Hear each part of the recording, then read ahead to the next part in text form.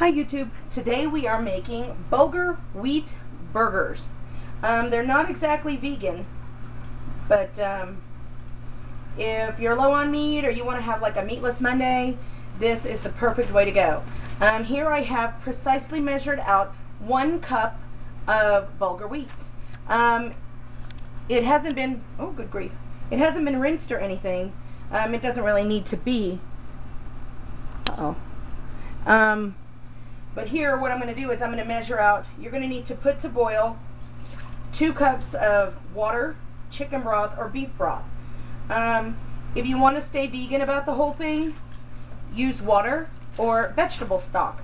I want these to kind of taste like hamburgers. Well, not that they're not going to taste like hamburgers, but I want to give them as much of a fighting chance as I can. My kids love these, and this is how I got them started. With the bulk, you know, when we first started to have like meatless Mondays, and we went from having meatless Monday to, we actually went to having meatless Monday about 3 times a week, and then we just went completely vegan, and we did nothing but whole grains in place of meat for a whole month. And I lost 50 pounds in 30 days, and I was doing cardio twice a day. And then you know, I got to selling more and more real estate, and the houses just got more and more the deals just got more and more difficult, and I was leaving at like 7 in the morning and getting home at 9 p.m. and the kids were like, we didn't know what to make, we don't know how to make the bulgur, we don't know about the recipe.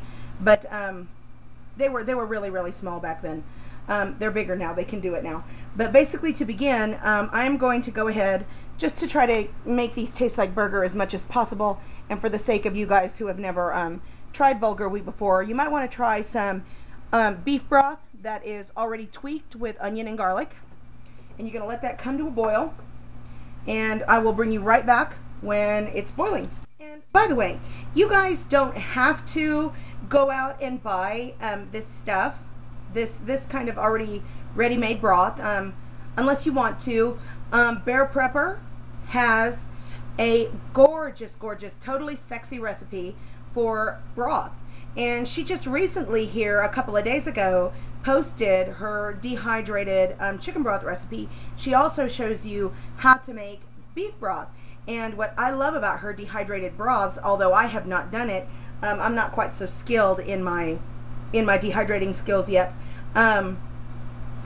Her quote cubes of chicken broth look like little tiles. They look like sea glass, or maybe they look like little black jewels, little brown jewels. It's just really cute when you dehydrate your own. Not that cute is a reason to do it, but I mean, just saying, it looks really pretty when, you know, everything is said and done. And in the time that I've been sitting here chit-chatting, my my beef, onion, and garlic broth has come to a boil. I don't know if you guys can see that.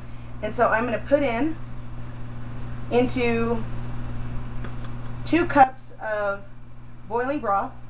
I am going to add 1 cup of barley. I am going to stir it. I'm going to turn off the flame. And then I am going to come back. I'm going to cover it and come back in 30 minutes. And it should be completely rehydrated. And then we'll go from there.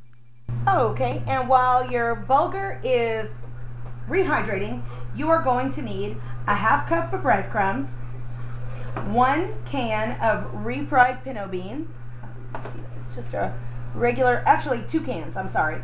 2 cans, because here I'm making a double batch. So it's going to be 1/2 cup of breadcrumbs, 1 cup of bulgur wheat, 2 cans of refried pinto beans, 1 cup of finely grated carrot, 1 cup of grated Swiss or Monterey Jack, 1 whole bunch of scallions, 2 large eggs beaten, salt, pepper, and olive oil. And right now, because I want to add a little bit more flavor to it, I'm going to go to the stove right now, and I am going to saute these 2 red onions to go in my burgers. So we'll be right back. And just to show you how flexible these burgers can be, I've decided to make these bacon mushroom onion burgers. So I'm going to add in 1 can of mushrooms. And I am also just going to add 1 generic can of bacon bites or Bacos. And yeah, they're the crispy ones. And that's okay. These are going to rehydrate. Yeah, and I'm going to use the whole bottle. They are going to rehydrate because the onions are releasing their natural water as they saute in about 2 tablespoons of olive oil. So all we need to do is let this cook down some more.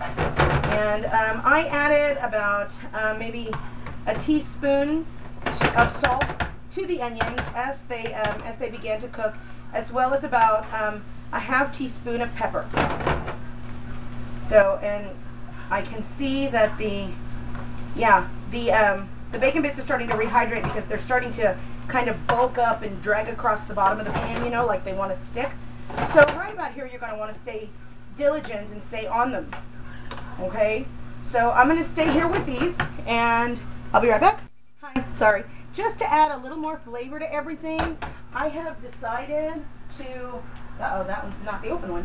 I have decided to, just to kind of tie it all in, add just, I don't know, maybe a 1/4 cup of chicken broth to the bottom of the pan to help those bacon bits along and to help steam those onions. And then, of course, once we're done here and all this is nice and sauteed and flavorful and wilted down, we are going to want to let it cool. Okay? That's okay if you think this is taking too long, or this isn't, you know, this isn't the easy dinner I thought it was gonna be. That's okay to think that. But you also have to remember, in this case, you are getting involved with your food, and good food takes time. It's true. Good food takes time. Now, would you rather stay home and eat something that is exactly similar to, you know, any other commercial burger you'd have, you know, like at McDonald's or Burger King, where they're just going to clog your arteries and eventually make you sick and get you fat, in my case fatter than I already am. And, you know, to me, it's just easier for me to wait. Sometimes I don't feel like it, trust me. 6 kids that wear me out. Sometimes I really just don't feel like it. But in the long run, it's better. You know, I always rethink it before we go out to eat. You know, my husband's like, you just want to go out to eat? And I'm like, yeah.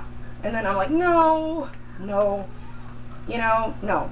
So, because I get tired, and then I've got the rheumatoid arthritis of the spine, and I can barely stand up lately, and I'm falling apart, and I'm only 41. Okay, so we're just going to let this go for a little bit longer. Maybe let those get a little bit of caramelization on them, and we'll be back to add everything together. Now here's the bulgur after half an hour, and yes, I'm dropping bacon bits and stuff into it. See, it's all nice and rehydrated, and you know, like I said about the millet, it should be like a rice consistency. There should be absolutely no crunch to it at all. It should be nice and soft. All right, and here we have our moderately cooled bacon onion mushroom mixture, to which I am going to add my bulgur wheat. Uh-oh. Oh, that's heavy. It's a heavy it's a cast iron pot covered with porcelain or enamel or something. I don't know, like a Le Creuset pot, and it's heavy. All right, so you got your bulgur wheat in there. You're going to want to toss it all together, get it well incorporated, and you want a good incorporation in between ingredients, okay, because that's kind of important, okay. And then I am going to add the first can of refried pinto beans, or if you have fresh pinto beans that you have, you know what, I ought to show y'all how to make beans. I make, I don't know, kind of like Mexican beans, where you add bacon and jalapeno and onion and all kinds of stuff to them, and oh my god, they come out so good. If you've got any kind of homemade pinto bean, you can use them for sure. Okay, let's get a good mix in here.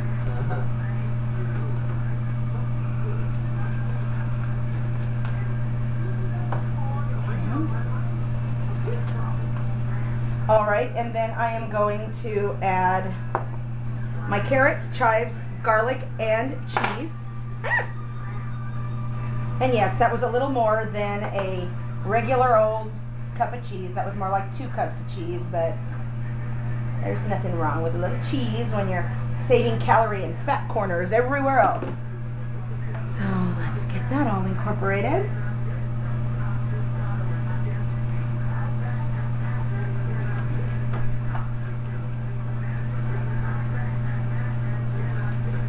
Make sure you pull from the bottom.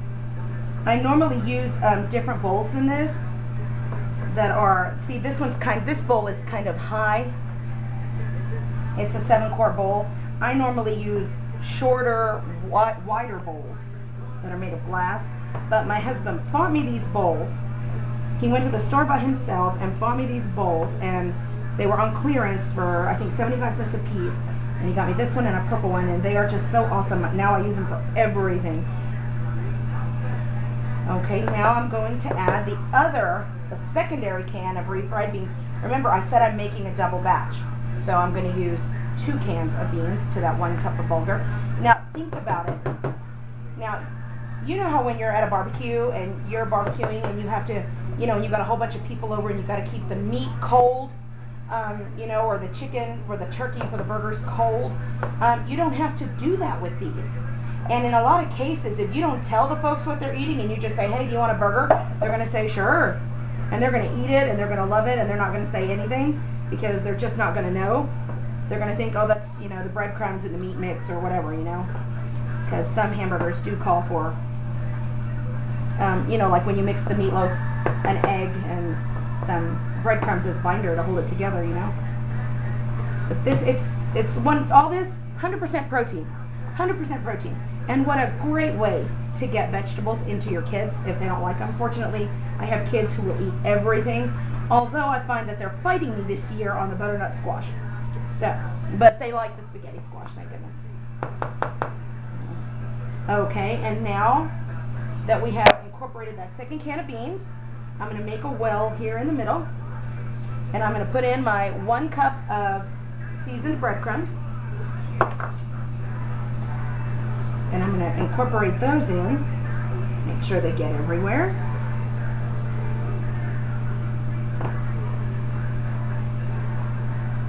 And then the 2 slightly beaten eggs, I'm going to make sure I get every ounce of egg, because that's all the egg white is albumin.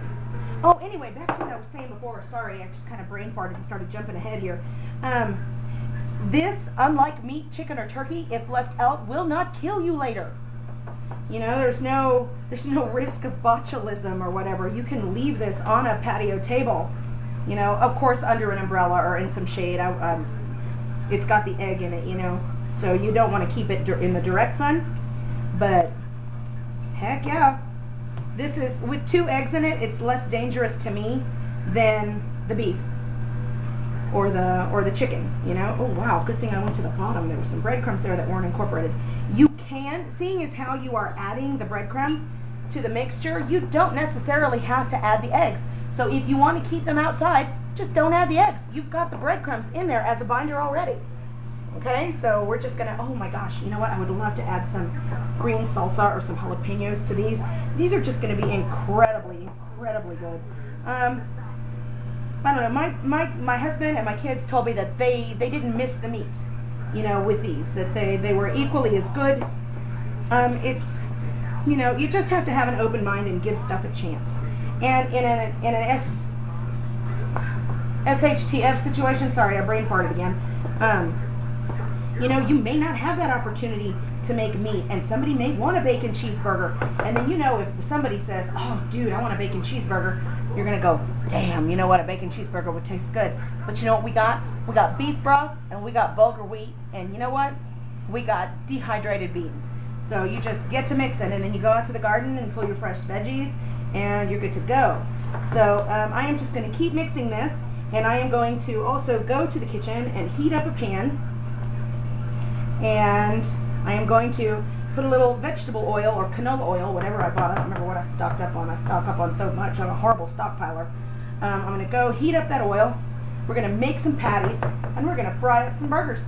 Some really big, big burgers. Okay, and here I just put a thin sheet of oil on the bottom of the pan.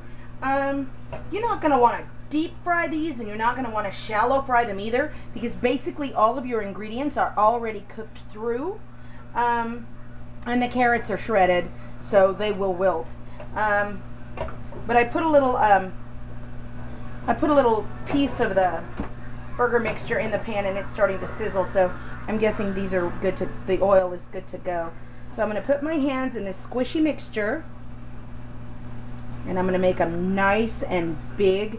I'm going to make it bigger than a regular burger.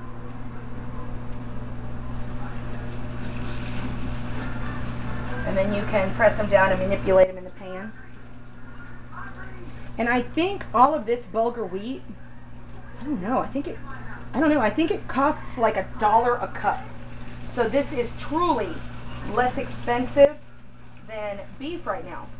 And people want to know why I do it, and I'm like, to stretch my budget. You know, the millet, the bulgur, the barley, you just go to the health food store and get it out of the barrels in bulk, and you're good to go. I mean, it's the same protein as meat, but it's just not meat. And you know, I don't know, to avoid appetite fatigue, I'm gonna want this oil, and I'm gonna want everything that the whole grains have to provide.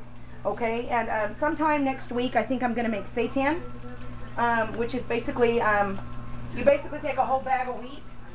It's also been known to be called wheat meat. And basically you take a bag of flour and you rinse it until all the gluten is gone, and you can boil it up and make a meat substitute, and you can't even tell that you're not eating meat. So I am just going to go ahead and pause for a little bit here, and I'll bring you back after I've flipped them. Okay? You're going to let these go until they're nice and good and crusty on the bottom. I flipped them, and yeah, they look okay, and they're a little bit caramelized, I guess, not necessarily burned, but because it's cheese. Remember we put the cheese in them. But donkey girl, you know what I did? I'm such a donkey girl. I had my flame up too high. So I pulled it down to more of like a medium low.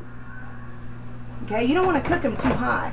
I guess I just must have forgot to turn it down after I put the oil in the pan because I was in such a hurry to get back to y'all. But low and slow, just like with regular beef or chicken, low and slow. Okay, apparently there's a flaw in my recipe. If you feel that your mixture is too wet, add some more breadcrumbs, because I think that's what my problem is the moisture. So I guess maybe I shouldn't have altered the recipe and added the extra broth in the onion and bacon. And I guess that's what did it. So if you do that, sorry, excuse me. Oh God, that's good. Make sure that you adjust the breadcrumbs. I'm sorry, that's really good. And yeah, they look like feet, and they're gonna look a little caramely and burned, but it's no more burned or caramely than you would get off of the barbecue pit. And I'm gonna go ahead and break away and get the lettuce and the tomato ready and the onion rolls ready so I can show you how to assemble everything. Okay, and here we go. We're ready for setup. So basically, and I'm using the wrong tool for the wrong job.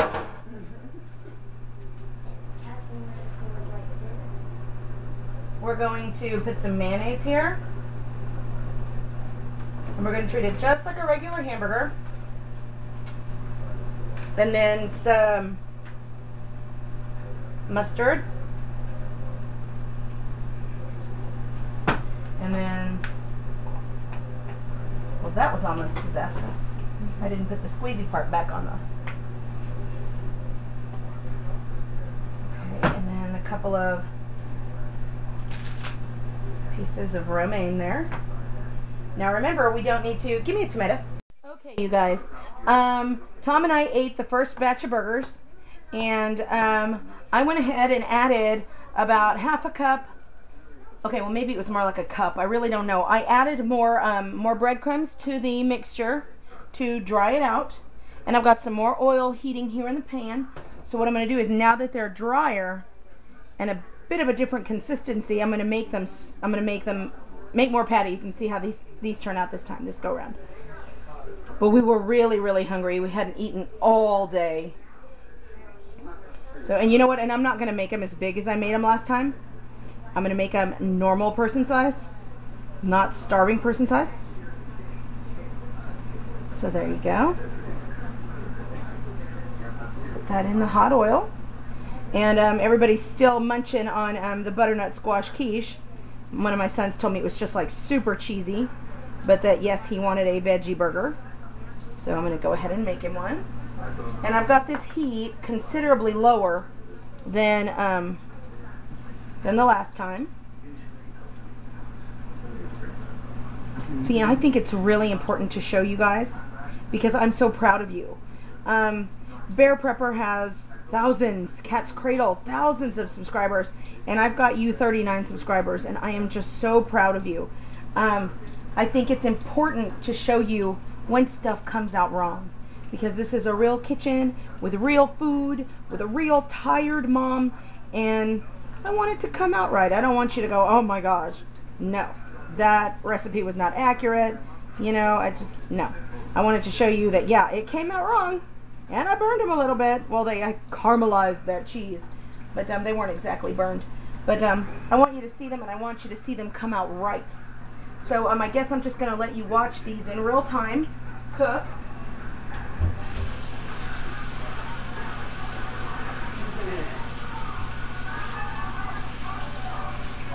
Okay. These have been going just a few seconds, and I was rinsing off my hands, so I'm not going to do anything to them. I'm just going to leave them here to cook, maybe 4 to 5 minutes each side, like I said last time, until they get nice and they form like a little golden, a perfect golden crust on the bottom. And oh, it's a waiting game now. Oh, but even caramelized, the way the cheese was caramelized and was kind of brown on the last ones. Oh my God, on the onion rolls, they were so darn good. Just couldn't stand it, they were so good. But no, I am not. I've just decided now that I am not going to make you watch paint dry. So as soon as they're ready, we'll be right back. Okay, and I don't know how long it's been. I just went and sat down in front of the television. But let's go ahead and gently give them a flip. Look at that. Look at that. That's beautiful. And they're not sticking.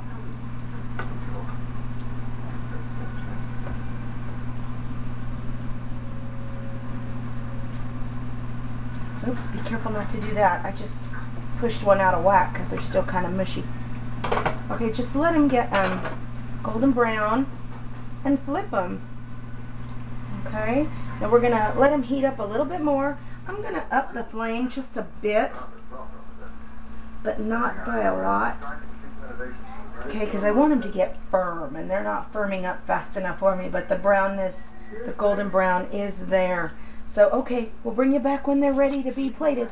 Okay, and I'm going to go ahead and turn them back over to the side that was too light.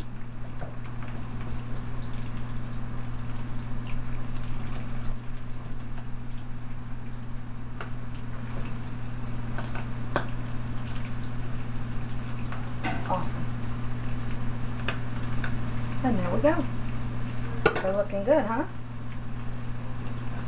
Okay, well, I'll bring you guys back when it's time to plate. Okay, so we're gonna get ready to plate them up here for the kids.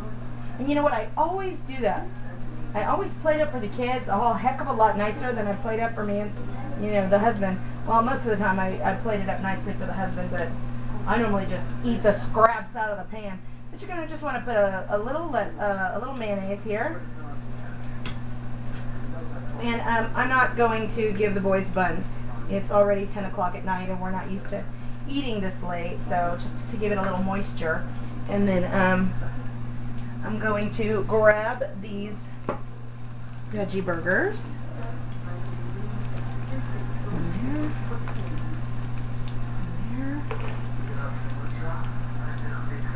In there. Okay, and then I'm going to tomatoes. Uh-oh.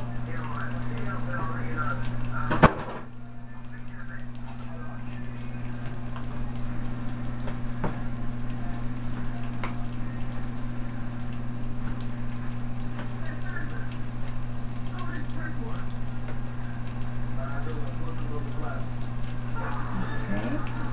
And then mustard.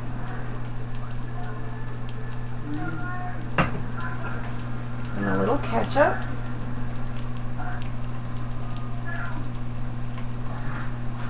And a fork. And we're all good to go. Bulgar wheat veggie burgers. There you go.